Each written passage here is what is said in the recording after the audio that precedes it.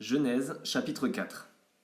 Adam eut des relations conjugales avec sa femme Ève. Elle tomba enceinte et mit au monde Caïn. Elle dit : J'ai donné vie à un homme avec l'aide de l'Éternel. Elle mit encore au monde le frère de Caïn, Abel. Abel fut berger et Caïn fut cultivateur. Au bout de quelque temps, Caïn fit une offrande des produits de la terre à l'Éternel. De son côté, Abel en fit une des premiers-nés de son troupeau et de leur graisse. L'Éternel porta un regard favorable sur Abel et sur son offrande, mais pas sur Caïn et sur son offrande. Caïn fut très irrité, et il arbora un air sombre. L'Éternel dit à Caïn : Pourquoi es-tu irrité, et pourquoi abordes-tu un air sombre ? Certainement, si tu agis bien, tu te relèveras. Si en revanche tu agis mal, le péché est couché à la porte, et ses désirs se portent vers toi. Mais c'est à toi de dominer sur lui.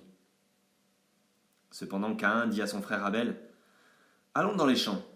Et alors qu'ils étaient dans les champs, il se jeta sur lui et le tua. L'Éternel dit à Caïn : Où est ton frère Abel ? Il répondit : Je ne sais pas. Suis-je le gardien de mon frère ? Dieu dit alors : Qu'as-tu fait ? Le sang de ton frère crie de la terre jusqu'à moi. Désormais, tu es maudit, chassé loin du sol qui s'est entrouvert pour boire le sang de ton frère versé par ta main. Quand tu cultiveras le sol, il ne te donnera plus toutes ses ressources. Tu seras errant et vagabond sur la terre. Caïn dit à l'Éternel : Ma peine est trop grande pour être supportée. Voici que tu me chasses aujourd'hui de cette terre.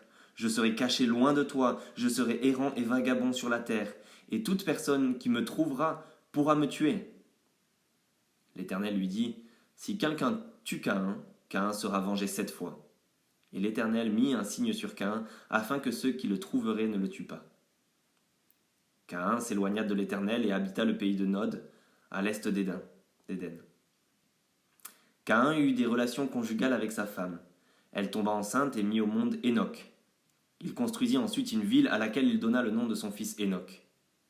Hénoc eut pour fils Irad. Irad eut Méhujaël. Méhujaël eut Méthushaël. Et Méthushaël eut Lémec.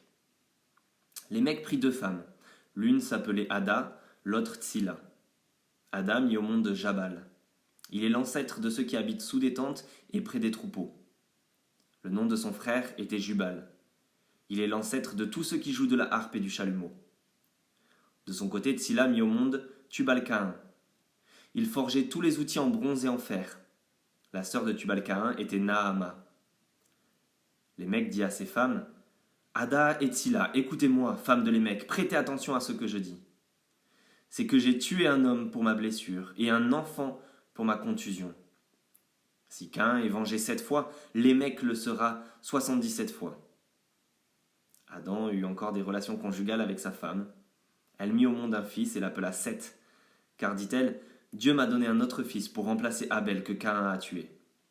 Seth eut lui aussi un fils et il l'appela Énoch. C'est alors que l'on commença à faire appel au nom de l'Éternel.